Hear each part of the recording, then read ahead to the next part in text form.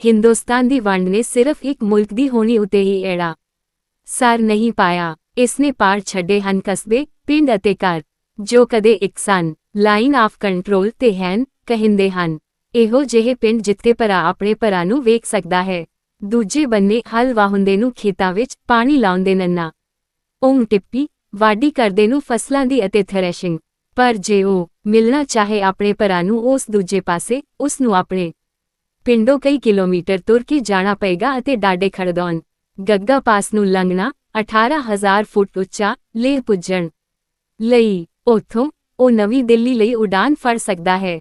ਰਾਜਧਾਨ ਈ ਵਿੱਚ ਕਈ ਮਹੀਨਿਆਂ ਦੇ ਸੰਘਰਸ਼ ਅਤੇ ਉਡੀਕ ਤੋਂ ਬਾਅਦ ਜੇ ਉਸ ਨੂੰ ਵੀਜ਼ਾ ਮਿਲ ਜਾਏ, ਉਹ ਆਪਣੇ ਭਰਾ ਨੂੰ ਮਿਲਣ ਜਾਣ ਲਈ ਜਾ ਸਕਦਾ ਹੈ ਇਸਲਾਮਾਬਾਦ ਜਾਂ ਲਾਹੌਰ। ਪਰ ਹਿਮਾਲਿਆਈ ਖਿੱਤੇਵਾ ਲਈ ਆਪਣੇ ਭਰਾ ਦੇ ਆਪਣੇ ਪਿੰਡ ਨਹੀਂ, ਆਪਣੇ ਭਰਾ ਦੇ ਘਰ ਦੇ ਨੀ ਨੇੜੇ ਹੋਣ ਦੇ ਬਾਵਜੂਦ ਉਹ ਕਿੰਨੀ ਦੂਰ ਹੁੰਦਾ ਹੈ। ਜਿਵੇਂ ਬਿੰਦੀ ਅਸਮਾਨ ਵਿੱਚ ਤਾਰਾ ਜਿਸ ਨੂੰ ਉਹ ਦੇਖ ਸਕਦਾ ਹੈ ਪਰ ਛੋਹ ਨਹੀਂ ਬਿੰਦੀ ਸਕਦਾ। ਮੇਰਾ ਭਰਾ ਸਕਾਰਦੋ ਰਹਿੰਦਾ ਹੈ, ਬਾਲਟਿਸਤਾਨ ਦਾ ਸਭ ਤੋਂ ਵੱਡਾ ਕਸਬਾ। ਬਟਵਾਰੇ ਤੋਂ ਪਹਿਲਾਂ ਬਾਲਟਿਸਤਾਨ ਜੰਮੂ ਅਤੇ ਕਸ਼ਮੀਰ ਦਾ ਇੱਕ ਸੂਬਾ ਹੁੰਦਾ ਸੀ। ਡੋਗਰਾ ਪ੍ਰਸ਼ਾਸਨ ਦਾ ਪ੍ਰਮੁੱਖ ਪੱਪਾ ਹਲੰਤਰ ਸ਼ਾਸਕ ਵਜ਼ੀਰ ਗਰਮੀਆਂ ਲੇਹ ਵਿੱਚ ਹੁੰਦਾ ਅਤੇ ਸਰਦੀ ਆਂਦੇ 6 ਮਹੀਨੇ ਸਕਾਰਦੋ ਵਿੱਚ। ਉਸਦਾ ਸਾਰਾ ਅਮਲਾ ਫੈਲਾ ਉਸਦ ਇਹ ਨਾਲ ਹੀ ਲੇਹ ਤੋਂ ਸਕਾਰਦੋ ਚਲੇ ਜਾਂਦਾ। ਕਾਗਾ ਦੀਨ ਮੁਹੰਮਦ ਮੇਰਾ ਵੱਡਾ ਭਰਾ ਵਜ਼ੀਰ ਦਾ ਕਲਰਕ ਸੀ। 1947 ਵਾਲੇ ਸਾਲ ਹੁਨਾਲੇ ਨੇ ਲੇਹ ਉੱਤੇ ਇੱਕ ਲੰਮਾ ਪਰਛਾਵਾਂ ਪਾ ਦਿੱਤਾ। ਹਿੰਦੁਸਤਾਨ ਵੰਡਿਆ ਗਿਆ ਅਤੇ ਪਾਕਿਸਤਾਨਾਂ ਦਾ ਨਵਾਂ ਮੁਲਕ ਦੁਨੀਆ ਦੇ ਨਕਸ਼ੇ ਤੇ ਉੱਭਰ ਆਇਆ। ਸਾਡੇ ਆਲ ਦੁਆਲ ਇਹ ਸਭ ਕੁਝ ਅਜੀਬ ਜਿਹਾ ਲੱਗ ਰਿਹਾ ਸੀ। ਹਮੇਸ਼ਾ ਵਾਂਗ ਕਾਗਾ ਐੜਾ ਖੀਰੀ ਵਜ਼ੀਰ ਲਾਲਾ ਅਮਰਨਾਥ ਦੇ ਨਾਲ ਸਕਾਰਦੋ ਗਿਆ। ਮੈਂ ਉਦੋਂ ਬਿੰਦੀ ਛੋਟਾ ਸੀ। ਕਾਗਾ ਦੇ ਚਿਹਰੇ ਦੀ ਧੁੰਦਲੀ ਜਿਹੀ ਤਸਵੀਰ ਅਜੇ ਵੀ ਮੇਰੀਆਂ ਅੱਖਾਂ ਅੱਗੇ ਤੈਰ ਜਾਂਦੀ ਹੈ। ਜਾਣ ਤੋਂ ਪਹਿਲਾਂ ਉਸ ਮੈਨੂੰ ਇੱਕ ਆਨਾ ਤੋਹਫੇ ਵਿੱਚ ਦਿੱਤਾ ਸੀ। 1 ਸਾਲ ਮਗਰੋਂ ਸਕਾਰਦੋ ਉੱਤੇ ਪਾਕਿਸਤਾਨ ਨੇ ਕਬਜ਼ਾ ਕਰ ਲਿਆ ਅਤੇ ਕਾਗਾ ਹਮੇਸ਼ਾ ਦੇ ਲਈ ਉਸ ਥਾਂ ਦਾ ਬਸ਼ਿੰਦਾ ਹੋ ਗਿਆ। ਉਹ ਵੀ ਕੱਲਾ ਨਹੀਂ ਸੀ, ਹੋਰ ਵੀ ਲੱਦਾਖੀ ਸਰਕਾਰ ਦੇ ਮੁਲਾਜ਼ਮ ਉੱਥੇ ਫਸ ਇਹ ਸਨ। ਅੱਜ ਵੀ ਉਹਨਾਂ ਵਿੱਚੋਂ ਕੁਝ ਨਾ ਮੈਨੂੰ ਚੇਤੇ ਹਨ। ਮੰਮਾ ਨਸ਼ੀ ਗੁਲਾਮ ਮੁਹੰਮਦ ਤੱਕ, ਖੋਜਾ ਮੁਹੰਮਦ ਇਕਬਾਲ, ਮੁਨਸ਼ੀ ਅਬਦੁਲ ਹਮੀਦ, ਸੋਨਮ ਤਸੇਰਿੰਗ, ਸੋਨਮ ਤਾਸ਼ੀ, ਮੁਨਸ਼ੀ ਅਬਦੁਲ ਸਲ ਮੰਮਾ ਸ਼ੁਰੂ ਵਿੱਚ ਉਹ ਅਹਿਸਾਸ ਨਾਲ ਜਿਉਂਦੇ ਸਨ ਕਿ ਛੇਤੀ ਹੀ ਰਿਹਾ ਕਰਕੇ ਉਹਨਾਂ ਦਾ ਆਪਣਿਆਂ ਅਜ਼ੀਜ਼ਾਂ ਨਾਲ ਮੇਲ ਕਰਾ ਦਿੱਤਾ ਜਾਏਗਾ। ਇਧਰਲੇ ਪਾਸੇ ਵੀ ਸਾਡੀ ਆਸ ਸੀ ਕਿ ਉਹਨਾਂ ਦੀ ਵਾਪਸੀ ਦਾ ਕੋਈ ਰਾਹ ਖੁੱਲ ਜਾਏਗਾ। ਅਸੀਂ ਅਮਾਨੂ ਅਤੇ ਆਪਣੀ ਭਾਬੀ ਅੱਚੇ ਸਫੀਆ ਨੂੰ ਹੌਸਲਾ ਦਿੰਦੇ ਕਿ ਕਾਗਾ ਛੇਤ ਹੀ ਪਰਤ ਆਏਗਾ। ਇਸੇ ਤਰ੍ਹਾਂ ਕਰਦਿਆਂ 2 ਸਾਲ ਲੰਘ ਗਏ। ਇਹ ਪਹਿਲਾਂ ਤਾਂ ਚਿੱਠੀ ਪੱਤਰ ਭੇਜਣ ਦਾ ਕੋਈ ਰਾਹ ਨਹੀਂ ਸੀ ਹੁੰਦਾ। ਕਦੇ ਕਦਾਈ ਖਬਰ ਮਿਲ ਜਾਣੀ ਕਿ ਕਾਗਾ ਠੀਕ ਠਾਕ ਹੈ। ਫੇਰ ਹੌਲੀ ਦੋਹਾਂ ਮੁਲਕਾਂ ਦਰਮਿਆਨ ਚਿੱਠੀ ਪੱਤਰੀ ਚੱਲ ਹੀ ਪਈ। ਚੰਗੀਆਂ ਅਤੇ ਮਾੜੀਆਂ ਖਬਰਾਂ ਦਿੱਤੀਆਂ ਲੱਲਾ ਆਣ ਜਾਂਦੀਆਂ। ਸਭ ਤੋਂ ਪਹਿਲਾਂ ਜਿਸ ਨੂੰ ਦੁੱਖ ਭਰੀ ਖਬਰ ਮਿਲ ਉਸੀ ਮੁਨਸ਼ੀ ਗੁਲਾਮ ਮੁਹੰਮਦ ਜਿਸ ਦੀ ਘਰਵਾਲੀ ਲੇਹ ਵਿੱਚ ਗੁਜ਼ਰ ਗਈ ਸੀ। ਜਦੋਂ ਉਹ ਚਿੱਠੀ ਪੁੱਜੀ ਸੀ ਤਾਂ ਮੁਨਸ਼ੀ ਉਦੋਂ ਇੱਕ ਅਦਕ ਲਾਹੀ ਸੀ। ਉਸਨੂੰ ਹੌਸਲਾ ਜਾਂ ਹਮਦਰਦੀ ਦੇਣ ਵਾਲਾ ਕੋਈ ਹਾਜ਼ਿਰ ਨਹੀਂ ਸੀ। ਰੋਂਦੇ ਨੇ ਉਸ ਆਪਣੇ ਮਿੱਤਰਾਂ ਦੀ ਲੱਲਾ ਕੀਤੀ ਤਾਂ ਜੋ ਦੱਸ ਸਕੇ ਕਿ ਕੀ ਵਾਪਰ ਗਿਆ ਸੀ। ਇਸ ਤਰਾਸਦ ਤੋਂ ਬਾਅਦ ਉਹਨਾਂ ਆਪਸ ਵਿੱਚ ਇਹੋ ਤੈਅ ਕੀਤਾ ਕਿ ਨਿੱਜੀ 'ਚ ਅਦਕ ਖਿਆਨ ਸਿੱਧੀਆਂ ਨਹੀਂ ਲੈਣੀਆਂ। ਡਾਕੀਏ ਖਾਤਰ ਮੁਨਸ਼ੀ ਗੁਲਾ ਮੰਮਾ ਮੁਹੰਮਦ ਤੱਕ ਫੇਰ ਬਣ ਗਿਆ ਮੁਨਸ਼ੀ ਅਬਦੁਲ ਹਮੀਦ ਦੀਨ ਮੁਹੰਮਦ ਦਾ ਬਣ ਗਿਆ ਖੋਜਾ ਮੁਹੰਮਦ ਇਕਬਾਲ, ਖੋਜਾ ਮੁਹੰਮਦ ਇਕਬਾਲ ਬਣ ਗੱਗਾ। ਸੋਨਮ ਤਸ਼ੇਰਿੰਗ ਸਾਡੇ ਸੁਨੇਹੇ ਉਹਨਾਂ ਲਈ ਉਹਨਾਂ ਦੁੱਖ ਬਿੰਦੀ ਦਾ ਚਿੰਨ੍ਹ ਬਣ ਗਏ ਜਿਹੜੇ ਸਕਾਰਦੋ ਵਿੱਚ ਉਹਨਾਂ ਜਲਾਵਤਨਾ ਬਿੰਦੀ ਨੂੰ ਜਾਪਦਾ ਸੀ ਕਿ ਅਖੀਰ ਤਾਂ ਚੱਲਣੇ ਪੈਣੇ ਸਨ। ਤਾਂ ਉਹ ਚਿੱਠੀਆਂ ਦੇ ਆਉਣ ਤੇ ਠਠੰਬਰ ਜਾਂਦੇ, ਡਰਦੇ ਕਿ ਪਰ ਵਾਰ ਦੇ ਜੀਆਂ ਦੀ ਕੋਈ ਮਾੜੀ ਖਬਰ ਨਾ ਮਿਲ ਜਾਏ। ਵਿੱਚ ਚਿੱਠੀਆਂ ਵਿੱਚ ਖੁਸ਼ੀਆਂ ਦਾ ਵੀ ਪਤਾ ਲੱਗਦਾ ਰਹਿੰਦਾ। ਬਿੰਦੀ ਫਲਾਣੇ ਦੇ ਘਰ ਬਾਲ ਹੋਇਆ ਹੈ, ਅਸਗਰ ਨੂੰ ਮੈਡੀਕਲ ਵਾਵਾ 'ਚ ਸੀਟ ਮਿਲ ਗਈ ਹੈ, ਅਨੀਸ ਨੇ ਇੰਜੀਨੀਅਰਿੰਗ ਕਾਲਜ ਵਿੱਚ ਦਾਖਲ ਲੈ ਹੀ ਲਿਆ ਹੈ, ਜਮੀਲਾ ਦੇ ਮੁੰਡੇ ਦੀ ਨੌਕਰੀ ਲੱਗ ਗਈ ਹੈ, ਤੋਫੇਲ ਨੇ ਨਵਾਂ ਘਰ ਪਾ ਲਿਆ ਹੈ, ਵਗੈਰਾ। ਕਾਗਾ ਦੀਆਂ ਬਿੰਦੀ ਚਿੱਠੀਆਂ ਸਾਡੀਆਂ ਤਕਲੀਫ ਮਾਰੀਆਂ ਰੂਹਾਂ ਨੂੰ ਠੰਡ ਪਾਉਂਦੀ ਕਿ ਉਹ ਜਿਉਂਦਾ ਹੈ ਅਤੇ ਠੀਕ ਠਾਕ। ਇੱਕ ਦਿਨ ਕਾਗਾ ਨੇ ਆਪਣੀ ਘਰਵਾਲੀ ਸਫੀਆ ਲਈ ਤਲਾਕ ਦੇ ਕਾਗਜ਼ ਭੇਜੇ। ਇੱਕ ਲੰਮੀ ਸੱਸਾ ਆਰੀ ਚਿੱਠੀ ਨਾਲ ਉਸ ਲਿਖਿਆ ਸੀ, ਸਫੀਆ, ਰੱਬ ਜਾਣੇ ਅਸੀਂ ਕੱਕਾ ਦੇ ਫੇਰ ਮਿਲਣਾ ਵੀ ਹੈ ਕਿ ਨਹੀਂ, ਪਰ ਇਹ ਦੂਰ ਦੂਰ ਤੱਕ ਮੁਮਕਿਨ ਨੰਨਾ ਨਹੀਂ ਜਾਪਦਾ। ਮੈਂ ਪਿਛਲੇ 6 ਸਾਲ ਤੇਰੀਆਂ ਯਾਦਾਂ ਸੰਗ ਜੇ ਹੁੰਦਾ ਰਿਹਾ ਹਾਂ, ਹਰ ਪਲ ਇਹੋ ਸੁਪਨਾ ਲੈਂਦਾ ਕਿ ਤੈਨੂੰ ਮੰਮਾ ਲਣਾ ਹੈ, ਪਰ ਤੂੰ ਕਿੰਨਾ ਚਿਰ ਮੇਰਾ ਇੰਤਜ਼ਾਰ ਕਰੇਂਗੀ। ਮੈਂ ਭਾਰੇ ਦਿਲ ਨਾਲ ਇਹ ਤਲਾਕ ਦੇ ਕਾਗਜ਼ ਤੈਨੂੰ ਭੇਜ ਰਿਹਾ ਹਾਂ। ਤੱਤਾ ਟਿੱਪੀ ਅਜੇ ਵੀ ਜਵਾਨ ਅਤੇ ਖੂਬਸੂਰਤ ਹੈ। ਤੈਨੂੰ ਕੋਈ ਚੰਗਾ ਆਦਮ ਮਿਲ ਜਾਏਗਾ ਜੋ ਤੈਨੂੰ ਆਪਣੀ ਜੀਵਨ ਸਾਥਣ ਬਣਾ ਲਏਗਾ। ਇਸ ਤੋਂ ਕੋਈ 1 ਸਾਲ ਬਾਅਦ ਕਾਗਾ ਨੇ ਆਪਣੇ ਨਿਕਾਹ ਦਾ ਐਲਾਨ ਨੰਨਾ ਕਰਦੀ ਇੱਕ ਹੋਰ ਚਿੱਠੀ ਭੇਜੀ। ਉਦਾਸੀ ਵਾਲੀ ਗੱਲ ਇਹ ਕਿ ਜੱਜਾ ਸੱਸਾ ਦਿਨ ਇਹ ਚਿੱਠੀ ਸਾਨੂੰ ਮਿਲੀ, ਉਸੇ ਦਿਨ ਸਾਡੇ ਪਿਤਾ ਚੱਲ ਵਸੇ ਸਨ। ਕਾਗਾ ਨੂੰ ਭੇਜੀ ਇਸ ਉਦਾਸ ਖਬਰ ਵਾਲੀ ਚਿੱਠੀ ਖੋਜਾ ਮੁਹੰਮਦ ਇਕਬਾਲ ਨੇ ਲਈ। ਇੱਕ ਦਿਨ ਕਾਗਾ ਨੇ ਆਪਣੀ ਖਿੜਕੀ ਵਿੱਚੋਂ ਕਿਵਾਵਾ ਇਹ ਵੇਖਿਆ ਕਿ ਉਸਦੇ ਕੁਝ ਮਿੱਤਰ ਹੌਲੀ ਹੌਲੀ ਉਸਦੇ ਘਰ ਵੱਲ ਤੁਰ ਆ ਰਹੇ ਸੀ। ਇਹ ਅੱਜ ਕਿਉਂ ਆ ਰਹੇ ਹਨ? ਉਹ ਕੁਝ ਹੈਰਾਨ ਸੀ। ਆਮ ਤੌਰ ਤੇ ਇਕੱਠੇ ਤਾਂ ਈਦ ਮਿਲਣ ਹੀ ਆਉਂਦੇ ਹਨ, ਪਰ ਜੱਜਾ ਤਾਂ ਈਦ ਨਹੀਂ, ਜ਼ਰੂਰ ਇਹ ਕੋਈ ਅਣਸੁਖਾਵੀ ਖਬਰ ਲਿਆ ਰਹੇ ਹਾਂ।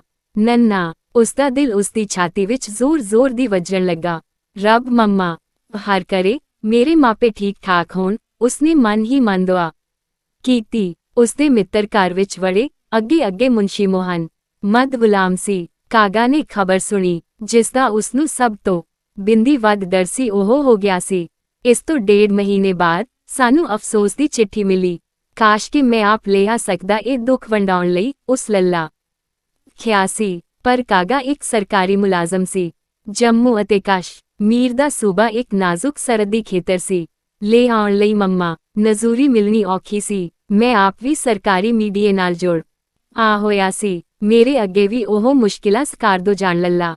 ਇਹ ਅੜਿੱਕੇ ਪਾਉਂਦੀਆਂ ਸਨ। 5 ਸਾਲਾਂ ਬਾਅਦ ਮਾਂ ਚੱਲ ਵਸੀ ਅਤੇ ਫਿਰ ਇੱਕ ਤੋਂ ਬਾਅਦ ਇੱਕ ਕਰਕੇ ਚਾਚੀਆਂ ਤਾਈਆਂ, ਗੱਲ ਕੀ ਸਾਰੇ ਬਜ਼ੁਰਗ ਅਤੇ ਮੈਂ ਅਦਕਤਰ। ਫਿਰ ਇੱਕ ਬਹਾਰ ਦੀ ਰੁੱਤੇ ਜਦੋਂ ਲੇਹ ਦੇ ਖੇਤਾਂ ਵਿੱਚ ਆਇਰਿਸ ਅਤੇ ਹੌਲੀਹਾਕ ਖਿੜੇ ਹੋਏ ਸਨ, ਸਾਨੂੰ ਇੱਕ ਖਤ ਮਿਲਿਆ ਕਾਗਾ ਦਾ। ਖੁਸ਼ੀ ਇਹ ਐਲਾਨ ਕਰਦਾ ਕਿ ਉਸਦੇ ਘਰ ਇੱਕ ਨਵਾਂ ਜੱਜਾ ਐੜਾ ਆ ਗਿਆ ਹੈ।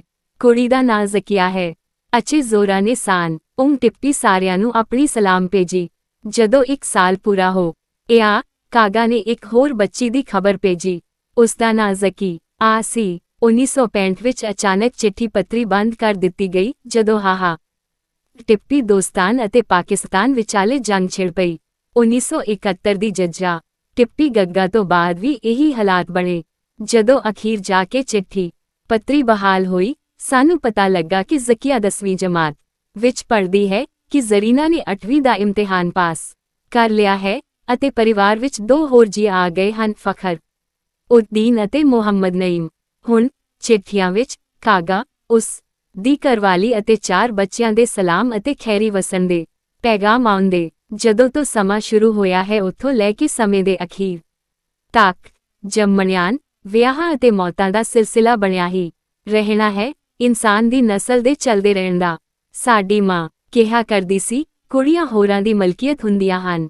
ਸੋ ਅਸੀਂ ਬੜੇ ਖੁਸ਼ ਹੋਏ ਜਦੋਂ ਇੱਕ ਦਿਨ ਸਾਡੇ ਭਰਾ ਦੀ ਚਿੱਠੀ ਮਿਲੀ ਕਿ ਜ਼ਕੀਆ ਦਾ ਵਿਆਹ ਧਰਿਆ ਹੈ। ਜਿਵੇਂ ਰਿਵਾਜ ਸੀ, ਇਹ ਸੱਸਾ ਦੇ ਨਾਲ ਇੱਕ ਸੱਦਾ ਪੱਤਰ ਵੀ ਸੀ।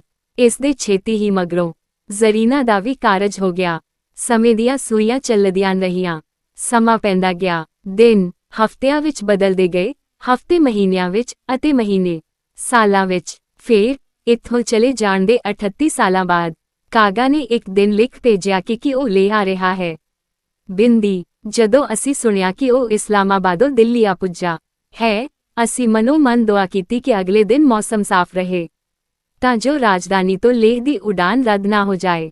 3 ਟੈਕਸੀਆਂ ਰਿਸ਼ਤੇਦਾਰਾਂ ਅਤੇ ਕਾਗਾ ਦੇ ਮਿੱਤਰਾਂ ਦੀਆਂ ਪੱਬਾਂ ਰਾਰਾ ਕੇ ਅਸੀਂ ਹਵਾਈ ਅੱਡੇ ਪੁੱਜੇ। ਚਾਈਨ ਅਸੀਂ ਦੇਖਿਆ ਕੱਕਾ ਦਿਸਹੱਦੇ ਤੇ ਬੋਇੰਗ ਪ੍ਰਗਟ ਹੋ ਕੇ ਹਵਾਈ ਜਹਾਜ਼ਾਂ ਦੇ ਉਤਰਨ ਵਾਲੀ ਸੜਕ ਤੇ ਉਤਰ ਗਿਆ ਹੈ।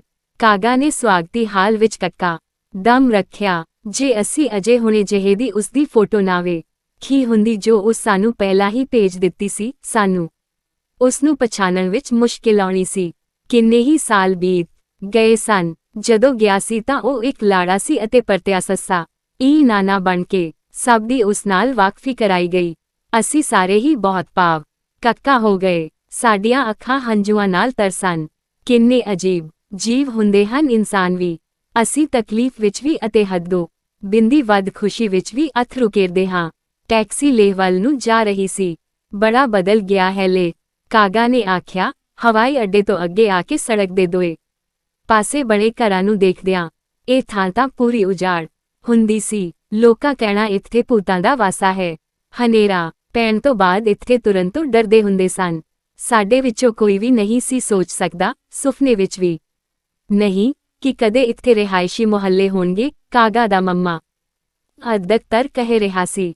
ਕਾਗਾ ਬੜੇ ਚਿਰ ਤੋਂ ਸੁਣਦਾ ਆ ਰਿਹਾ ਸੀ ਕਿ ਲੇਹ ਬਦਲਦਾ ਜਾ ਰਿਹਾ ਹੈ। ਹੁਣ ਉਹ ਆਪਣੀਆਂ ਅੱਖਾਂ ਨਾਲ ਆਈਆਂ ਹੋਈਆਂ ਤਬਦੀਲੀਆਂ ਨੂੰ ਦੇਖ ਸਕਦਾ ਸੀ। ਬਦਲ ਤਾਂ ਸਕਾਰਤ ਉਹ ਵੀ ਗਿਆ ਸੀ। ਪਿਛਲੇ ਕੁਝ ਦਹਾਕਿਆਂ ਤੋਂ ਬਿਜਲੀ, ਟੂਟੀਆਂ ਵਿੱਚ ਪਾਣੀ ਅਤੇ ਫਿਲਮਾਂ ਦੋਹਾਂ ਖਿੱਤਿਆਂ ਵਿੱਚ ਆ ਗਈਆਂ ਸਨ। ਦੋਹਾਂ ਵਿੱਚ ਰੇਡੀਓ ਸਟੇਸ਼ਨ ਅਤੇ ਕਾਲਜ ਬਣ ਗਏ ਸਨ। ਸਾਡੇ ਘਰ ਪੁੱਜਣ ਸਾਰ ਹੀ ਬੜੇ ਲੋਕ ਕਾਗਾ ਨੂੰ ਮਿਲਣ ਆਏ। ਦੀਨ ਮੁਹੰਮਦਾ, ਮੈਨੂੰ ਪਛਾਣਿਆ? ਇੱਕ ਆਉਣ ਵਾਲੇ ਨੇ ਪੁੱਛੇ। ਕਾਗਾ ਨੇ ਉਸ ਨੂੰ ਨੀਝ ਨਾਲ ਦੇਖਿਆ। ਨਹੀਂ ਪਛਾਣਿਆ, ਮੈਂ ਅਹਿਮਦੀਨ ਹਾਂ। ਨਿਹਾਲ ਹੋ ਕੇ ਉੱਚੀਆਂ ਚਹਿਕਦੀਆਂ ਆਵਾਜ਼ਾਂ ਕੱਢਦਿਆਂ ਦੋਵੇਂ ਟਰਾਂ ਜੱਫੀ ਪਾ ਲਈ। ਤੇਰੇ ਭਰਾ ਅਮੀਰਦੀਨ ਦਾ ਕੀ ਹਾਲ ਚਾਲ ਹੈ? ਕਾਗਾ ਨੇ ਪੁੱਛਿਆ। ਜਦੋਂ ਉਹ ਕੁਝ ਸੰਭਲੇ, ਉਹ ਤਾਂ 6 ਮਹੀਨੇ ਹੋਏ ਹਨ ਗੁਜ਼ਰ ਗਿਆ ਹੈ। ਅਹਿਮਦੀਨ ਦੇ ਚਿਹਰੇ ਤੇ ਡੂੰਘੀ ਉਦਾਸੀ ਛਾ ਗਈ ਸੀ। ਦੀਨ ਮੁਹੰਮਦਾ, ਇਹ ਬਹੁਤੇ ਮਿੱਤਰ ਹੁਣ ਇਸ ਦੁਨੀਆ 'ਚ ਨਹੀਂ ਰਹੇ। ਸਿਰਫ ਗੁਲਾਮ ਸੁਲਤਾਨ, ਮੁਨਸ਼ੀ ਨਬੀ, ਸਤੋਬਦਨ ਅਤੇ ਨੂਰਦੀਨ ਜਿਉਂਦੇ ਹਨ। ਮੌਤਾਂ ਦੀਆਂ ਖਬਰਾਂ ਮਿਲਦੀਆਂ ਸਨ ਤਾਂ ਮੈਂ ਅਫਸੋਸਿਆ ਜਾਂਦਾ ਸੀ। ਕਾਗਾ ਨੇ ਆਪਣੇ ਦੋਏ ਹੱਥ ਡੂੰਘੀ ਤਕਲੀਫ ਵਿੱਚ ਮਲੇ। ਮੰਮਾ, ਇਹ ਬਿੰਦੀ ਸੋਚਣਾ ਮੇਰੇ ਖੰਭ ਹੁੰਦੇ ਤਾਂ ਚੰਗਾ ਹੁੰਦਾ। ਉੱਡ ਕੇ ਆ ਜੱਜਾ, ਆ ਬਿੰਦੀ ਦਾ ਮੈਂ ਅੱਲਾ ਦਾ ਸ਼ੁਕਰ ਹੈ ਕਿ ਅਸੀਂ ਆਪਣੀ ਮੌਤ ਤੋਂ ਪਹਿਲਾਂ ਇੱਕ ਦੂਜੇ ਨੂੰ ਮਿਲ ਲਿਆ ਹੈ। ਅਹਿਮਦੀਨ ਨੇ ਕਿਹਾ। ਕਈ ਵਾਰ ਮੈਂ ਡਰ ਜਾਣਾ ਅਹਿਮਦ, ਕਿ ਮੈਂ ਇਸ ਜ਼ਿੰਦਗੀ ਵਿੱਚ ਮੰਮਾ ਉਡਾੜਾ ਲੱਦਾਖ ਨਹੀਂ ਦੇਖਣਾ। ਕਾਗਾ ਨੇ ਕਿਹਾ। ਇਹ ਪਰਵੇਜ਼ ਅਹਿਮਦ ਹੈ, ਇਹ ਇੰਜੀਨੀਅਰ ਹੈ। ਕਿਸੇ ਨੇ ਇੱਕ ਨੰਨਾ ਉਹ ਜਵਾਨ ਦੀ ਵਾਕਫੀ ਕਰਾਈ। ਕਾਗਾ ਉਸ ਨੌਜਵਾਨ ਵੱਲ ਖਾਲੀ ਜਿਹਾ ਤੱਕਣ ਲੱਗਾ, ਜਿਵੇਂ ਕੁਝ ਸਮਝਣ ਦੀ ਕੋਸ਼ਿਸ਼ ਕਰ ਰਿਹਾ ਹੋਏ। ਇਹ ਮਰਹੂਮ ਅਕਬਰ ਸ਼ਾਹ ਦਾ ਮੁੰਡਾ ਹੈ। ਅੱਛਾ, ਇਹ ਤਾਂ ਮੇਰੇ ਸਕਾਰਦੋ ਜਾਣ ਦੇ ਕਈ ਸਾਲ ਬਾਅਦ ਜੰਮਿਆ ਸੀ। ਕਾਗਾ ਨੇ ਚਾਹ ਵਿੱਚ ਆ ਕੇ ਕਿਹਾ। ਉਸਨੇ ਨੌਜਵਾਨ ਨੂੰ ਮੁਖਾਤਬ ਹੁੰਦਿਆਂ ਕਿਹਾ, ਤੇਰੇ ਮਰਹੂਮ ਅੱਬਾ ਨਾਲ ਮੇਰਾ ਨਿੱਘਾ ਰਿਸ਼ਤਾ ਸੀ। ਉਸਦੇ ਫੌਤ ਹੋਣ ਦੀ ਖਬਰ ਮਿਲ ਗਈ ਸੀ ਮੈਨੂੰ ਸਕਾਰਦੋ ਵਿੱਚ। ਹੁਣੇ ਆਏ ਇੱਕ ਜਣੇ ਨੇ ਕਾਗਾ ਨੂੰ ਜੱਫੀ ਪਾ ਲਈ। ਗੁਲਾ ਮੰਮਾ ਰਸੂਲ ਹੈ ਨਾ? ਕਾਗਾ ਨੇ ਪੁੱਛਿਆ। ਆਹੋ, ਉਹੀ ਹਾਂ। ਤੂੰ ਮੈਨੂੰ ਸਹੀ ਪਛਾਣਿਆ? ਦੀਨ ਮੁਹੰਮਦ, ਤੇਰੇ 2 ਨਿੱਕੇ ਬਾਲ ਸਨ, ਹੁਣ ਕਿੱਥੇ ਹਨ? ਤੇਰੀਆਂ ਅਸੀਸਾਂ ਨਾਲ ਦੋਏ ਮੇਰੇ ਨਾਲ ਹੀ ਹਨ। ਕਾਦਰ ਦੇ ਰਾਰਾ ਮੁੰਡੇ ਹਨ। ਉਹ ਆਪਣਾ ਹੋਟਲ ਚਲਾਉਂਦਾ ਹੈ। ਅਖਤਰ ਕੰਟਰੈਕਟ ਰਾਰਾ ਹੈ। ਉਸਦੇ 2 ਮੁੰਡੇ ਹਨ। ਵਧਾਈਆਂ। ਹੁਣ ਦੱਸ, ਤੂੰ ਸਾਡੇ ਘਰ ਕਦੋਂ ਆਏਂਗਾ? ਇਨਸ਼ਾਅੱਲਾ, ਜ਼ਰੂਰ ਛੇਤੀ ਹੀ ਆਵਾਂਗਾ। ਗੁਲਾਮ ਰਸੂਲ ਉੱਥੋਂ ਜਾ ਚੁੱਕਾ ਸੀ ਤਾਂ ਕਾਗਾ ਨੇ ਕਿਹਾ, ਇਸ ਦਾ ਪਰਿਵਾਰ ਬੜਾ ਗਰੀਬ ਹੁੰਦਾ ਸੀ, ਤਕਰੀਬਨ ਭੁੱਖਮਰੀ ਦਾ ਲੱਲਾ ਸੀ। ਹੁਣ ਤਾਂ ਇਹ ਬੜਾ ਸਰਦਾ ਪੁੱਜਦਾ ਲੱਗਦਾ ਹੈ। ਇਹ ਤਾਂ ਸੱਚੀ ਵਾਵਾ ਅਮੀਰ ਹੈ। ਹੁਣ ਅਹਿਮਦੀਨ ਸਹਿਮਤ ਸੀ। ਇਹਨਾਂ ਦੇ 2 ਟਰੱਕ ਅਤੇ ਟੈਕਸੀਆਂ ਵੀ ਹਨ। ਪਿਛਲੇ 38 ਸਾਲਾਂ ਵਿੱਚ ਬਹੁਤ ਕੁਝ ਬਦਲ ਗਿਆ ਹੈ। ਅਜਾਂ ਗੱਗਾ ਗੁਲਾਮ ਸੁਲਤਾਨ ਨੇ ਵੀ ਆਖਿਆ। ਕਾਗਾ ਨੇ ਹਾਂ ਵਿੱਚ ਸਿਰ ਹਿਲਾਇਆ। ਸਕਾਰਦੋ ਵਿੱਚ ਵੀ ਇਸੇ ਤਰ੍ਹਾਂ ਹਾਲਤ ਹੈ। ਸਕਾਰਦੋ ਵਿੱਚ ਰਹੇ ਆਪਣੇ ਪਿਆਰਿਆਂ ਬਾਰੇ ਜਾਣਕਾਰੀ ਲੱਭਦੇ ਲੋਕ ਵੀ ਕਾਗਾ ਨੂੰ ਮਿਲਣ ਆਉਂਦੇ ਰਹੇ। ਮੁਨਸ਼ੀ ਗੁਲਾਮ ਮੁਹੰਮਦ ਦਾ ਨਿੱਕਾ ਭਰਾ ਮਿਲਣ ਆਇਆ ਅਤੇ ਉਸ ਆਪਣੇ ਭਰਾ ਦਾ ਹਾਲ ਚਾਲ ਪੁੱਛਿਆ। ਉਹ ਠੀਕ ਠਾਕ ਹੈ ਅਤੇ ਉਸ ਤੁਹਾਡੇ ਸਾਰਿਆਂ ਲਈ ਕੁਝ ਚਿੱਠੀਆਂ ਅਤੇ ਤੋਹਫੇ ਕਲਾਏ ਹਨ। ਇੱਕ ਬਜ਼ੁਰਗ ਨੇ ਕਿਸੇ ਅਬਦੁਲ ਖਾਲਿਦ ਬਾਰੇ ਜਾਣਨਾ ਚਾਹਿਆ। ਮੈਂ ਸੁਣਿਆ ਤਾਂ ਹੈ ਕਿ ਉਹ ਕਰਾਚੀ ਹੁੰਦਾ ਹੈ। ਕਾਗਾ ਨੇ ਦੱਸਿਆ। ਅਸੀਂ 15-20 ਸਾਲਾਂ ਤੋਂ ਮਿਲੇ ਨਹੀਂ ਹਾਂ। ਸੋਨਮ ਤਸ਼ੇਰਿੰਗ ਦੇ ਅੱਬੇ ਆ ਕੇ ਆਪਣੇ ਪੁੱਤਰ ਬਾਰੇ ਪੁੱਛਿਆ। ਉਹ ਚੰਗੇ ਹਾਲੀ ਹੈ। ਕਾਗਾ ਨੇ ਹੌਸਲਾ ਦਿੱਤਾ। ਬਾਲਟਿਸਤਾ ਨੰਨਾ ਵਿੱਚ ਗਨੋਕ ਨਾਂ ਦਾ ਪਿੰਡ ਹੈ। ਉਹ ਆਪਣੀ ਬੀਵੀ ਬੱਚਿਆਂ ਨਾਲ ਉੱਥੇ ਰਹਿੰਦਾ ਹੈ। ਕਦੇ ਸਕਾਰਦੋ ਆਉਂਦਾ ਹੁੰਦਾ ਹੈ, ਕੁਝ ਨਾ ਕੁਝ ਖਰੀਦਣ, ਪਰ ਪਿਛਲੇ 3-4 ਮਹੀਨੇ ਨਹੀਂ ਮੈਂ ਦੇਖ। ਉਹਨੂੰ ਤੇਰੀ ਲੱਦਾਖ ਫੇਰੀ ਦਾ ਪਤਾ ਨਹੀਂ ਲੱਗਾ ਹੋਣਾ? ਬਜ਼ੁਰਗ ਨੇ ਕੁਝ ਆਸ ਨਾਲ ਪੁੱਛਿਆ। ਨਹੀਂ, ਕਾਗਾ ਨੇ ਕਿਹਾ, ਉਸਨੂੰ ਨਹੀਂ ਪਤਾ ਲੱਗਾ। ਤੇਰੀ ਵਾਪਸੀ ਕਦੋਂ ਤੱਕ ਹੈ? ਅਜੇ ਇੱਥੇ ਹੀ ਹਾਂ। ਮੇਰੀ ਇੱਕ ਚਿੱਠੀ ਲੈ ਜਾਈਂ ਮਿਹਰਬਾਨੀ ਨਾਲ, ਅਤੇ ਇੱਕ ਤੋਹਫਾ। ਕਿਉਂ ਨਹੀਂ, ਕਿਸੇ ਦਿਨ ਲੈ ਆਉਣਾ। ਅਗਲੇ ਦਿਨ ਕਾਗਾ ਮੈਨੂੰ ਕਹਿੰਦਾ, ਯਨੀ ਮੈਨੂੰ ਕਬਰਾਂ ਤੱਕ ਲੈ ਚੱਲ। ਮੈਨੂੰ ਵਿਖਾ ਕਿ ਅੰਮਾ ਅਤੇ ਅਬੂ ਕਿੱਥੇ ਆਰਾਮ ਕਰ ਰਹੇ ਹਨ। ਅਸੀਂ ਕਬਰਿਸਤਾਨ ਗਏ ਅਤੇ ਉਸ ਸਾਡੇ ਮਾਪਿਆਂ ਦੀਆਂ ਕਬਰਾਂ ਇਹ ਗੋਡੇ ਟੇਕੇ। ਕੁਝ ਪਲਾਂ ਲਈ ਉਸ ਦੇ ਚਿਹਰੇ ਤੇ ਸਾਰੀ ਤੱਤਾਂ ਦਾ ਦੁੱਖ ਘੇਰਾਇਆ। 38 ਸਾਲਾਂ ਬਾਅਦ ਉਹ ਆਪਣੇ ਪਿਤਰਾਂ ਦੀ ਥਾਂ ਪਰਤਿਆ ਸੀ ਐੜਾ, ਤੇ ਅੱਗੇ ਮਿਲੀ ਸੀ ਇੱਕ ਓਪਰੀ ਲੱਗਦੀ ਬਦਲੀ ਹੋਈ ਥਾਂ। ਉਸ ਦੀ ਲੰਮੀ ਗੈਰ ਹਾਜ਼ਰੀ ਵਿੱਚ ਅਬਾ ਅਤੇ ਅਮੀ ਦੁਨੀਆ ਛੱਡ ਗੱਗਾ ਇਹ ਸਨ। ਕਿੰਨੀਆਂ ਹੀ ਯਾਦਾਂ ਜੁੜੀਆਂ ਹੋਈਆਂ ਸਨ ਇਸ ਥਾਂ ਨਾਲ। ਹੰਝੂ ਉਸ ਦੀਆਂ ਅੱਖਾਂ ਵਿੱਚ ਤੈਰ ਰਹੇ ਸਨ ਅਤੇ ਉਸ ਦੇ ਬੁੱਲ੍ਹ ਕੰਬ ਰਹੇ ਸਨ। ਮੈਨੂੰ ਉਸ ਦੇ ਦਿਲ ਵਿੱਚ ਚੱਲ ਰਹੀ ਬਹੁਤ ਹੀ ਵੱਡੀ ਕਸ਼ਮਕਸ਼ ਮਹਿਸੂਸ ਹੋ ਰਹੀ ਸੀ। ਸ਼ਾਇਦ ਉਹ ਅਬੂ ਅਤੇ ਅਮੀ ਨੂੰ ਕਹਿ ਰਿਹਾ ਹੋਏ, ਮੈਂ ਤੁਹਾਨੂੰ ਮਿਲ ਨਾ ਸਕਿਆ ਇਸ ਜ਼ਿੰਦਗੀ ਵਿੱਚ। ਮੈਂ ਤੁਹਾਡੀ ਸੇਵਾ ਨਾ ਕਰ ਸਕਿਆ ਤੁਹਾਡੀ ਬਿਮਾਰੀ ਠਮਾਰੀ ਵਿੱਚ। ਤੁਸਾਂ ਦੋਹਾਂ ਮੈਨੂੰ ਪਿਆਰ ਨਾਲ ਪਾਲਿਆ ਪੋਸਿਆ, ਪਰ ਮੈਂ ਆਪਣਾ ਫਰਜ਼ ਨਾ ਨਿਭਾ ਸਕਿਆ। ਤੁਹਾਡੇ ਲਾਡਾਂ ਦਾ ਮੈਂ ਕਿਵੇਂ ਕਰਜ਼ ਚੁਕਾਵਾਂ। ਮੈਂ ਲਾਚਾਰ ਸੀ। ਨਹੀਂ ਤਾਂ ਮੈਂ ਇਸ ਤਰ੍ਹਾਂ ਬਿੰਦੀ ਪਰੇ ਨਾ ਰਹਿੰਦਾ। ਮਹੀਨਾ ਲੰਘਦੇ ਦਾ ਕਿਹੜਾ ਪਤਾ ਲੱਗਦਾ ਹੈ। ਕਾਗਾ ਦਾ ਵੀਜ਼ਾ ਮੁਅੱਦਤ ਕਰਨ ਵਾਲਾ ਸੀ ਅਤੇ ਉਹ ਸਕਾਰਦੋ ਵਾਪਿਸ ਜਾਣ ਲਈ ਕਾਲਾ ਸੀ। ਉਹ ਸਨੂਨ ਆਪਣਾ ਨਵਾਂ ਮੁਲਕ ਪਿਆਰਾ ਸੀ ਜਿੱਥੇ ਉਸਦੇ ਬੱਚੇ ਸਨ ਇਹ ਜਿੱਥੇ ਰਹਿੰਦੇ ਸਨ ਉਸਦੇ ਨਵੇਂ ਰਿਸ਼ਤੇਦਾਰ ਅਤੇ ਮਿੱਤਰ ਲਈ। ਅਸੀਂ ਉਸਨੂੰ ਛੱਡਣ ਹਵਾਈ ਅੱਡੇ ਗਏ। ਉਹ ਆਪਣੇ ਨਾਲ ਫੋਟੋਆਂ ਲੈ ਗਿਆ ਆਪਣੀਆਂ ਪਿਆਰਿਆਂ ਦੀਆਂ। ਹੁਣ ਤੈਨੂੰ ਵੀਜ਼ਾ ਮਿਲਣ ਵਿੱਚ ਮੁਸ਼ਕਿਲ ਨਹੀਂ ਆਉਣ ਲੱਗੀ। ਆਵੀ ਅਚੇ ਜ਼ੋਰਾ ਨੂੰ ਨਾਲ ਲੈ ਕੇ ਮੈਂ ਕਿਹਾ, ਪਹਿਲਾਂ ਤੈਨੂੰ ਆਉਣਾ ਚਾਹੀਦਾ ਹੈ ਪਾਕਿਸਤਾਨ ਅਮੀਨਾ ਦੇ ਨਾਲ। ਬਿੰਦੀ ਪੁੱਠਾ ਕੌਮਾ ਦੁੱਖ ਦੇ ਦਿਲਾਂ ਨਾਲ ਅਸੀਂ ਸਾਰਿਆਂ ਉਸਨੂੰ ਵਿਦਾ ਕੀਤਾ। 1995 ਵਿੱਚ ਕਾਗਾ ਅਤੇ ਉਸਦੀ ਬੀਵੀ ਲੈ ਆਉਣ ਦੀਆਂ ਤਿਆਰੀਆਂ ਹੀ ਕਰ ਰਹੇ ਸਨ। ਮੇਰੇ ਪੁੱਤਰ ਦੇ ਵਿਆਹ ਤੇ ਆਉਣ ਦੀਆਂ ਕਿ ਅਚੇ ਜ਼ੋਰਾ ਚੱਲ ਵਸੀ। ਫਿਰ ਕਸ਼ਮੀਰ ਵਿੱਚ ਬਣ ਗਏ ਔਖੇ ਹਾਲਾਤ ਕਿ ਸਾਡੇ ਦਰਮਿਆਨ ਚਿੱਠੀ ਪੱਤਰੀ ਕੁਝ ਬੇਕਾਇਦਾ ਹੋ ਗਈ। ਬਿੰਦੀ ਸਾਨੂੰ ਇੱਕ ਦੂਜੇ ਦੀਆਂ ਚਿੱਠੀਆਂ ਬੜੀ ਦੇਰ ਬਾਅਦ ਜਾ ਕੇ ਕਿਤੇ ਮਿਲਦੀਆਂ। ਸਾਨੂੰ ਪਤਾ ਲੱਗਦਾ ਕਿ ਕਈ ਸਾਡੀਆਂ ਹੋਈਆਂ ਚਿੱਠੀਆਂ ਮਿਲੀਆਂ ਹੀ ਨਹੀਂ ਸਨ। ਸ਼ੁਰੂ ਵਿੱਚ ਅਸੀਂ ਸ਼ਿਕਾਇਤ ਕਰਨੀ ਕਿ ਜਵਾਬ ਕਿਉਂ ਨਹੀਂ ਦਿੱਤਾ ਜਾ ਰਿਹਾ, ਪਰ ਹੌਲੀ ਅਸੀਂ ਹਾਲਾਤ ਤੋਂ ਵਾਕਫ ਹੁੰਦੇ ਗਏ ਅਤੇ ਨੰਨਾ ਹੋ ਕੇ ਸੋਚਦੇ ਰਹਿਣਾ ਕਿ ਸਾਡੀਆਂ ਸਾਫ਼ ਗੋ ਅਤੇ ਸਿੱਧਪੱਧਰ ਚਿੱਠੀਆਂ ਗਾਇਬ ਕਿੱਥੇ ਹੋ ਜਾਂਦੀਆਂ ਹਨ। ਸਕਾਰਦੋ ਨੂੰ ਸਿੱਧੀ ਡਾਕ ਭੇਜਣ ਦੀ ਥਾਂ ਮੈਂ ਆਪਣੇ ਲਿਫਾਫੇ ਕੁਝ ਯੂਰਪੀ ਟੂਰਿਸਟਾਂ ਨੂੰ ਫੜਾਉਣੇ ਸ਼ੁਰੂ ਕਰ ਦਿੱਤੇ। ਉਨ੍ਹਾਂ ਬਿੰਦੀ ਨੂੰ ਇਹ ਬੇਨਤੀ ਕਰਕੇ ਕਿ ਆਪਣੇ ਮੁਲਕ ਵਿੱਚ ਡਾਕ ਟਿਕਟਾਂ ਲੱਲਾ ਆ ਕੇ ਇਹਨਾਂ ਨੂੰ ਪਾਕਿਸਤਾਨ ਭੇਜ ਦੇਣ। ਵੇਖੋ ਕੀ ਹਾਲ ਹੈ ਕਿ ਇਹ ਚਿੱਠੀਆਂ ਠੀਕ-ਠਾਕ ਪੁੱਜ ਜਾਂਦੀਆਂ ਰਹੀਆਂ। ਲੰਡਨ ਜਾਂ ਬਰਮਿੰਗਮ ਜਾਂ ਕੋਪਨਹੇਗਨ ਜਾਂ ਕਿਸੇ ਹੋਰ ਯੂਰਪੀ ਸ਼ਹਿਰ ਤੋਂ ਹਜ਼ਾਰਾਂ ਮੀਲਾਂ ਦਾ ਸਫ਼ਰ ਕਰਕੇ ਵੀ ਅਤੇ ਸਕਾਰਦੋ ਤੋਂ ਭੇਜੀਆਂ ਬਿੰਦੀ ਚਿੱਠੀਆਂ ਲੇਹ ਤੋਂ ਸਿਰਫ 203 ਮੀਲ ਦੂਰ ਭੇਤ ਪਰ ਇਹ ਟੰਗੀਨ ਗਾਇਬ ਹੋ ਜਾਂਦੀਆਂ ਰਹੀਆਂ। ਸਕਾਰਦੋ ਵੇਖਣ ਦੀ ਮੇਰੀ ਹਮੇਸ਼ਾ ਇੱਛਾ ਰਹੀ ਹੈ, ਸਿਰਫ ਇਸ ਲਈ ਨਹੀਂ ਕਿ ਮੇਰਾ ਭਰਾ ਉੱਥੇ ਰਹਿੰਦਾ ਹੈ, ਸਗੋਂ ਇਸ ਲਈ ਵੀ ਕਿਉਂ ਸਕਾਰਦੋ ਸਾਡੇ ਵਿਰਸੇ ਦਾ ਇੱਕ ਬੜਾ ਹੀ ਅਹਿਮ ਹਿੱਸਾ ਰਿਹਾ ਹੈ। ਜਿਨ੍ਹਾਂ ਲੱਦਾਖੀਆਂ ਦੇ ਦੋਏ ਪਾਸੇ ਵੇਖੇ ਹੋਏ ਹਨ ਜਾਂ ਜਿਨ੍ਹਾਂ ਨੂੰ ਦੋਏ ਖਿੱਤਿਆਂ ਦੇ ਰਿਸ਼ਤੇ ਦਾ ਪਤਾ ਹੈ, ਉਹਨਾਂ ਨੂੰ ਸਕਾਰਦੋ ਵੇਖਣ ਦੀ ਬੜੀ ਇੱਛਾ ਹੁੰਦੀ ਹੈ। ਨਸਲੀ, ਸੱਭਿਆਚਾਰਕ ਅਤੇ ਭਾਸ਼ਾਈ ਤੌਰ ਤੇ ਬਾਲਟਿਸਤਾਨ ਅਤੇ ਲੱਦਾਖ ਦੇ ਲੋਕ ਇੱਕੋ ਹਨ। ਇਹਨਾਂ ਦੇ ਬਸ਼ਿੰਦਿਆਂ ਦੀ ਫਿਤਰਤ ਇੱਕੋ ਜਿਹੀ ਹੈ। ਸਕਾਰਦੋ ਅਤੇ ਲੇਹ ਦਾ ਇਤਿਹਾਸ ਅਤੇ ਭੂਗੋਲ ਵਿੱਚ ਇੰਨੀਆਂ ਚੀਜ਼ਾਂ ਇੱਕੋ ਜਿਹੀਆਂ ਹਨ ਕਿ ਹੈਰਾਨ ਹੋਈਦਾ ਹੈ। ਘੇਰੇ ਖਲੋਤੇ ਪਹਾੜ, ਪੁਰਾਣੇ ਮਹਲ ਅਤੇ ਕਿਲੇ ਇੱਕ ਟਿੱਪੀ ਮੇ ਇਤਿਹਾਸ ਦੇ ਟੁਕੜਿਆਂ ਅਤੇ ਨਿਸ਼ਾਨੀਆਂ ਸੰਗ ਅਜੇ ਵੀ ਇੱਕੋ ਸੂਤਰ ਵਿੱਚ ਬੱਝੇ ਹੋਏ ਹਨ, ਕਦੇ ਬਰਾਬਰ ਚੱਲਦੇ, ਕਦੇ ਆਪੋ ਵਿੱਚ ਬੁਣੇ ਗੁੰਨੇ, ਪੂਰੇ ਭੁਲਾਏ ਕਦੇ ਵੀ ਨਾ ਗਏ ਹੋਏ। ਅੱਜ 19ਵੀਂ ਸਦੀ ਤੱਕ ਬਾਲਟਿਸਤਾਨ ਅਤੇ ਲੱਦਾਖ ਦੋਵੇਂ ਆਜ਼ਾਦ ਮੁਲਕ ਹੁੰਦੇ ਸਨ। ਜਦੋਂ ਫਿਰ ਜੰਮੂ ਦੇ ਡੋਗਰਿਆਂ ਇਹਨਾਂ ਤੇ ਕਬਜ਼ਾ ਜਮਾ ਲਿਆ, ਡੋਗਰਾ ਪ੍ਰਸ਼ਾਸਨ ਨੇ ਦੋਏ ਥਾਵੀਂ ਇੱਕੋ ਵੇਲੇ ਡਾਕ ਘਰ ਬਣਾਏ। 1875 ਵਿੱਚ 1892 ਵਿੱਚ ਦੋਹਾਂ ਕਸਬਿਆਂ ਵਿੱਚ ਪ੍ਰਾਇਮਰੀ ਸਕੂਲ ਖੋਲ੍ਹੇ ਗਏ। 12 ਸਾਲਾਂ ਬਾਅਦ ਇਹ ਪ੍ਰਾਇਮਰੀ ਸਕੂਲ ਵਧਾ ਕੇ ਮਿਡਲ ਕਰ ਦਿੱਤੇ ਗਏ। 1947 ਤੋਂ ਪੱਪਾ ਹਿਲਾਨ ਦੋਹਾਂ ਸੂਬਿਆਂ ਦੀ ਆਬਾਦੀ ਕੋਈ 4000 ਸੀ। ਹੁਣ ਉਹਾਂ ਦੀ ਇਕੱਲੀ 20,000 ਤੋਂ ਵੱਧ ਹੈ। ਬਾਲਟਿਸਤਾਨ ਲੱਦਾਖ ਨੂੰ ਦੇਂਦਾ ਸੀ ਮੱਖਣ, ਸੁਕਾਈਆਂ ਖੁਰਮਾਣੀਆਂ, ਖੁਰਮਾ, ਨੀ ਦੇ ਬੀ ਅਤੇ ਮਿੱਟੀ ਦੇ ਭਾਂਡੇ ਅਤੇ ਅਸੀਂ ਦਿੰਦੇ ਸੀ ਬਾਲਟਿਸਤਾਨ ਨੂੰ ਪਸ਼ਮੀਨਾ, ਉੱਨ ਅਤੇ ਲੂਣ। ਬਾਲਟਿਸਤਾਨ ਨੇ ਲੱਦਾਖ ਨੂੰ ਦਿੱਤਾ ਪੋਲੋ, ਸੰਗੀਤ ਦੇ ਸਾਜ਼ ਅਤੇ ਗਜ਼ਲਾਂ। ਲੱਦਾਖ ਨੇ ਬਾਲਟਿਸਤਾਨ ਨੂੰ ਦਿੱਤੇ ਗੀਤ ਅਤੇ ਮਹਾਕਾਵੇ। ਜਿੱਥੇ ਚਾਹੋ ਉੱਥੇ ਰਾਹ 1995 ਦੇ ਅਗਸਤ ਮਹੀਨੇ ਹਿੰਦੂ ਕੁਸ਼ ਕਰ ਆਕੋਰਮ ਅਤੇ ਹਿਮਾਲਿਆਈ ਖਿੱਤਿਆਂ ਵਿਚਾਲੇ ਸੱਭਿਆਚਾਰਕ ਅਤੇ ਪੁਗ ਉਹ ਲਕ ਨਾਤਿਆਂ ਬਾਰੇ ਇੱਕ ਸੈਮੀਨਾਰ ਹੋਣਾ ਸੀ ਇਸਲਾਮਾਬਾਦ ਵਿੱਚ। ਪਾਕਿ ਜਰਮਨ ਰਿਸਰਚ ਪ੍ਰਾਜੈਕਟ ਅਤੇ ਲੋਕ ਵਿਰਸਾ ਇੰਸਟੀਟਿਊਟ ਦੀ ਸਰਪ੍ਰਸਤੀ ਹੇਠ ਮੈਨੂੰ ਹਿੱਸਾ ਲੈਣ ਦਾ ਸੱਦਾ ਮਿਲਿਆ। ਕਿ ਜਰਮਨ ਰਿਸਰਚ ਪ੍ਰਾਜੈਕਟ ਤਰਫੋਂ ਸਭ ਤੋਂ ਚੰਗੀ ਗੱਲ ਇਹ ਸੱਸਾ ਕਿ ਪ੍ਰੋਗਰਾਮਾਂ ਵਿੱਚ ਉੱਤਰੀ ਪਾਸਿਆਂ ਦਾ ਇੱਕ ਟੂਰ ਵੀ ਸ਼ਾਮਿਲ ਸੀ, ਸਕਾਰਦੋ ਅਤੇ ਗਿਲਗਿਟ ਦੀਆਂ ਫੇਰੀਆਂ ਸਮੇਤ। ਇਹ ਸੁਣ ਹੇਰੀ ਮੌਕਾ ਮੈਂ ਅਣਡੇਠ ਨਹੀਂ ਸੀ ਕਰ ਸਕਦਾ।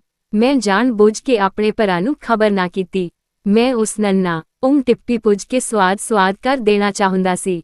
ਇੱਕ ਦਿਨ ਮੈਂ ਖਿਆਲੀ ਉਡਾਰੀ ਮਾਰਦਾ ਮੈਂ ਅਚਾਨਕ ਸਕਾਰਦੋ ਪੁੱਜਿਆ ਹੋ ਆ ਬਿੰਦੀਗਾ ਉਸਦੇ ਘਰ ਦਾ ਦਰਵਾਜ਼ਾ ਖੜਕਾਉਂਦਾ ਅਤੇ ਕਹਿੰਦਾ, ਵੇਖ ਉਹ ਕੌਣ ਆਇਆ ਹੈ। ਉਹ ਹੱਕਾ ਬੱਕਾ ਰਹਿ ਜਾਏਗਾ। ਮੈਨੂੰ ਆਪਣੇ ਸੱਸਾ ਹਮਣੇ ਖਲੋਤਾ ਵੇਖ। ਲੇਹ ਵਿੱਚ ਜੰਮੂ ਅਤੇ ਕਸ਼ਮੀਰ ਸੱਭਿਆਚਾਰਕ ਅਕਾਦਮੀ ਦੇ ਨਿਰਦੇਸ਼ਕ ਨਵਾਂਗ ਤਸ਼ੇਰਿੰਗ ਨੂੰ ਵੀ ਮੇਰੇ ਨਾਲ ਹੀ ਇਹ ਸੱਦਾ ਮਿਲਿਆ। ਸੱਸਾ ਸਾਨੂੰ ਦੋਹਾਂ ਨੂੰ ਦਿੱਲੀ ਵਿੱਚ ਪਾਕਿਸਤਾਨੀ ਹਾਈ ਕਮਿਸ਼ਨ ਦਾ ਇਹ ਸਾਹਮਣੇ ਲੰਮੀ ਅਤੇ ਬਹੁਤ ਹੀ ਅਕਾਊ ਉਡੀਕ ਨਾ ਚੱਲਣੀ ਪਈ। ਸੱਸਾ ਨੂੰ ਸੈਮੀਨਾਰ ਵਿੱਚ ਹਿੱਸਾ ਲੈਣ ਦਾ ਵੀਜ਼ਾ ਸੌਖਾ ਹੀ ਮਿਲ ਗਿਆ ਅਤੇ ਹਿੰਦੁਸਤਾਨ ਤੋਂ ਅਸੀਂ 6 ਜਣੇ ਇਸਲਾਮਾਬਾਦ ਪੁੱਜ ਗਏ। ਪਰ ਪਾਕਿਸਤਾਨ ਦੀ ਹੋਮ ਮਿਨਿਸਟਰੀ ਨੇ ਸਾਨੂੰ ਬਾਲਟਿਸਤਾਨ ਜਾਣ ਦੀ ਇਜਾਜ਼ਤ ਨਹੀਂ ਦਿੱਤੀ। ਲੋਕ ਵਿਰਸਾ ਇੰਸਟੀਟਿਊਟ ਦੇ ਇੱਕ ਕਿ ਪ੍ਰੋਫੈਸਰ ਅਤੇ ਇਤਿਹਾਸਕਾਰ ਨੇ ਅਤੇ ਪਾਕਿ ਜਰਮਨ ਰਿਸਰਚ ਹਲੰਤ ਪ੍ਰਾਜੈਕਟ ਦੇ ਮੁਖੀ ਨੇ ਸਾਡੇ ਵੱਲੋਂ ਕਿੰਨੀਆਂ ਹੀ ਅਪੀਲਾਂ ਕੀਤੀਆਂ ਪਰ ਉਹਨਾਂ ਦੀਆਂ ਕੋਸ਼ਿਸ਼ਾਂ ਨੂੰ ਫਲ ਨਾ ਲੱਗਾ। ਮੇਰਾ ਵੱਡਾ ਭਰਾ ਹੈ ਸਕਾਰਦੋ ਵਿੱਚ। ਮੈਂ ਪ੍ਰੋਫੈਸਰ ਸਾਹਿਬ ਨੂੰ ਕਿਹਾ, ਪਿਛਲੇ 40 ਸਾਲਾਂ ਵਿੱਚ ਅਸੀਂ ਸਿਰਫ ਇੱਕ ਵਾਰ ਮਿਲੇ ਹਾਂ। ਤੁਹਾਨੂੰ ਵੀਜ਼ਾ ਮਿਲ ਜਾਏਗਾ। ਤੁਸੀਂ ਇੱਕ ਵੱਖਰੀ ਅਰਜ਼ੀ ਦੇ ਦਿੱਤਾ। ਇਹ ਤਾਂ ਇਨਸਾਨ ਪ੍ਰਸਤੀ ਦਾ ਮਾਮਲਾ ਹੈ। ਆਖਿਰਕਾਰ ਮੁਖੀ ਨੇ ਕਿਹਾ, ਇਹ ਦੋ ਭਰਾਵਾਂ ਦੇ ਕਿੰਨੇ ਹੀ ਸਾਲਾਂ ਬਾਅਦ ਮਿਲਣ ਦਾ ਮਾਮਲਾ ਹੈ। ਤੁਹਾਨੂੰ ਵੀਜ਼ਾ ਜ਼ਰੂਰ ਮਿਲ ਜਾਏਗਾ। ਪਰ ਮੈਨੂੰ ਸਕਾਰਦੋ ਜਾਣ ਦਾ ਵੀਜ਼ਾ ਨਾ ਮਿਲਿਆ। ਇਸਲਾਮਾਬਾਦ ਵਿੱਚ ਲੋਕ ਵਿਰਸਾ ਇੰਸਟੀਟਿਊਟ ਦੇ ਡਾਇਰੈਕਟਰ ਜਨਰਲ ਨੇ ਮੈਨੂੰ ਲਾਸਾ ਦੇਣ ਦੀ ਕੋਸ਼ਿਸ਼ ਕੀਤੀ। ਮੇਰੇ ਨਾਲ ਵੀ ਇਹੀ ਮੁਸ਼ਕਿਲ ਬਣੀ ਸੀ ਜਦੋਂ ਮੈਂ ਹਿੰਦੁਸਤਾਨ ਗਿਆ ਸੀ। ਮੇਰੀ ਇੱਛਾ ਸੀ ਤਾਜ ਮਹਲ ਦੇਖਣ ਦੀ ਪਰ ਮੈਨੂੰ ਲਿਓ ਆਗਰੇ ਦਾ ਵੀਜ਼ਾ ਨਾ ਮਿਲਿਆ। ਇਹਨਾਂ ਹਾਲਤਾਂ ਵਿੱਚ ਹੁਣ ਸੁਆਦਲੀ ਹੈਰਾਨੀ ਦੇਣ ਦਾ ਇੱਕੋ ਸੱਸਾ ਟਿੱਪੀ ਦੱਦਾ ਮੇਰੇ ਕੋਲ ਟੈਲੀਫੋਨ ਸੀ। ਮੈਂ ਆਪਣੇ ਭਰਾ ਨੂੰ ਫੋਨ ਕੀਤਾ ਉਸਨੂੰ ਇਹ ਇਤਲਾਹ ਦੇਣ ਲਈ ਕਿ ਮੈਂ ਇਸਲਾਮਾਬਾਦ ਸੀ ਅਤੇ ਉਹ ਮੈਨੂੰ ਮਿਲਣ ਇਸਲਾਮਾਬਾਦ ਆ ਗਿਆ। ਅਸੀਂ 7 ਸਾਲਾਂ ਬਾਅਦ ਰਾੜਾ ਮਿਲ ਰਹੇ ਸੀ। ਪਿਛਲੀਆਂ ਯਾਦਾਂ ਭੱਜ ਆਈਆਂ। ਵਿਆਹ ਤੋਂ ਬਾਅਦ ਜ਼ਕੀਆ ਇਸਲਾਮਾਬਾਦ ਹੀ ਰਹਿੰਦੀ ਸੀ।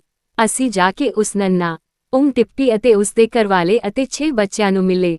ਹਿੰਦੁਸਤਾਨੋਂ ਆਏ ਵਿਦਵਾਨਾਂ ਨੂੰ ਇਸਲਾਮਾਬਾਦ ਵਿੱਚ ਭਾਰਤੀ ਇਹ ਕਮਿਸ਼ਨ ਨੇ ਖਾਣੇ ਤੇ ਸੱਦਿਆ।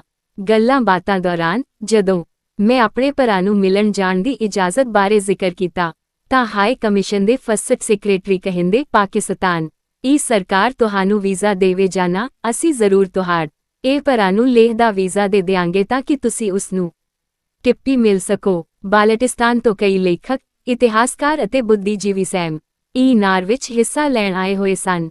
ਉਨ੍ਹਾਂ ਵਿੱਚੋਂ 2 ਲੇਖਕ ਸੈਯਦ ਮੁਹੰਮਦ ਕਾਜ਼ਮੀ ਅਤੇ ਮੁਹੰਮਦ ਹੁਸੈਨ ਅਬਦੀ ਨਾਲ ਮੈਂ ਪਹਿਲਾਂ ਹੀ ਵਾਕਫ ਸੀ ਪਰ ਅਸੀਂ ਕਦੇ ਮਿਲੇ ਨਹੀਂ ਸੀ। ਕਾਜ਼ਮੀ ਨਾਲ ਮੈਂ ਹੁਣ ਕਾਫੀ ਚਿਰ ਤੋਂ ਚਿੱਠੀ ਪੱਤਰੀ ਕਰ ਰਿਹਾ ਸੀ। ਉਨ੍ਹਾਂ ਨੇ ਲੱਦਾਖੀ ਗੀਤ ਇਕੱਤਰ ਕਰਕੇ ਉਰਦੂ ਵਿੱਚ ਤਰਜਮਾਏ ਸੱਸਾ ਨੰਨਾ ਨਾਲ ਇਤਿਹਾਸਕ ਪਿੱਠਭੂਮੀ ਦੇ ਨੋਟ ਵੀ ਦਿੱਤੀ ਸੀ। ਮੁਹੰਮਦ ਯੂਸਫ ਨੇ ਅਜੋਕੇ ਬਾਲਟਿਸਤਾਨ ਦਾ ਇਤਿਹਾਸ ਲਿਖਿਆ ਸੀ। ਸੈਮੀਨਾਰ ਦੇ ਲਈ ਮੇਰੇ ਲੱਦਾਖੀ ਹਮਵਤਨੀ ਨਵਾਂਗ ਸ਼ਾਕਸਪੋ ਤੇ ਮੈਂ ਪੇਪਰ ਪੇਸ਼ ਕੀਤੇ ਜਿਨ੍ਹਾਂ ਵਿੱਚ ਬਾਲਟਿਸਤਾਨ ਅਤੇ ਲੱਦਾਖ ਦੇ ਸੱਭਿਆਚਾਰਾਂ ਨੂੰ ਮੇਲ ਕੇ ਵੇਖਿਆ ਗਿਆ ਸੀ। ਅਸੀਂ ਸਾਰਿਆਂ ਇੱਕ ਦੂਜੇ ਲਈ ਆਪਣੇ ਅਹਿਸਾਸ ਟੇਪ ਕੀਤੇ ਇਸ ਆਸ ਨਾਲ ਇਹ ਹਮੇਸ਼ਾ ਲਈ ਸਾਂਭ ਹੋ ਜਾਣਗੇ। ਅਸੀਂ ਆਪੋ ਆਪਣੀਆਂ ਕਿਤਾਬਾਂ ਵੀ ਵਟਾਈਆਂ। ਉਸ ਸ਼ਾਮ ਇਸਲਾਮਾਬਾਦ ਦੇ ਪ੍ਰੈਜ਼ੀਡੈਂਟ ਹੋਟਲ ਵਿੱਚ ਮੈਂ ਕਾਗਾ ਨੂੰ ਇੱਕ ਚਿੱਠੀ ਦਿੱਤੀ ਭਾਰਤੀ ਹਾਈ ਕਮਿਸ਼ਨ ਦੇ ਫਸਟ ਸੈਕਟਰੀ ਦੇ ਨਾਂ। ਮੈਂ ਚਾਹੁੰਦਾ ਸੀ ਕਿ ਉਹ ਹਿੰਦੁਸਤਾਨ ਲਈ ਵੀ ਖਾਤਰ ਰਾਬਤਾ ਬਣਾ ਲਏ। ਅਗਲੀ ਸਵੇਰ ਕਾਗਾ ਮੈਨੂੰ ਅਲਵਿਦਾ ਆਖਣ ਲਈ ਇਸਲਾਮਾਬਾਦ ਦੇ ਹਵਾਈ ਅੱਡੇ ਆਇਆ। ਮਰਨ ਤੋਂ ਪਹਿਲਾਂ ਮੈਂ ਇੱਕ ਵਾਰ ਫੇਰ ਆਉਣਾ ਚਾਹੁੰਦਾ ਹਾਂ ਲੱਦਾਖ। ਉਸ ਕਿਹਾ, ਤੈਨੂੰ ਆਪਣੇ ਬੱਚਿਆਂ ਦੇ ਵੀ ਪਾਸਪੋਰਟ ਬਣਵਾ ਲੈਣੇ ਚਾਹੀਦੇ ਹਨ। ਮੈਂ ਉਸਨੂੰ ਜ਼ੋਰ ਦੇ ਕੇ ਕਿਹਾ। ਉਸ ਰੀਝ ਨਾਲ ਮੈਂ ਲੱਦਾਖ ਲਈ ਨਿਕਲ ਪਿਆ। ਪਿਛਲੇ 50 ਸਾਲਾਂ ਵਿੱਚ ਸਾਡੇ ਮੁਲਕਾਂ ਹਿੰਦੁਸਤਾਨ ਅਤੇ ਪਾਕਿਸਤਾਨ ਦੀ ਲਿਖੀ ਗਈ ਸਰਕਾਰੀ ਕਹਾਣੀ ਤਣਾਅ, ਨਫ਼ਰਤ, ਬਦਇ ਛਾ ਅਤੇ ਗਲਤਫਹਿਮੀਆਂ ਨਾਲ ਭਰੀ ਪਈ ਹੈ। ਮੇਰਾ ਮੰਨਣਾ ਹੈ ਕਿ ਇੱਕ ਦਿਨ ਇਹ ਕਹਾਣੀ ਵੀ ਸੁਣਾਈ ਜਾਏਗੀ ਕਿ ਕਿਵੇਂ ਵਿਛੋੜੇ ਮੰਮਾ ਆਰੇ ਦਿਲ ਮੁੜ ਤੋਂ ਇੱਕ ਹੋ ਗਏ ਹਨ।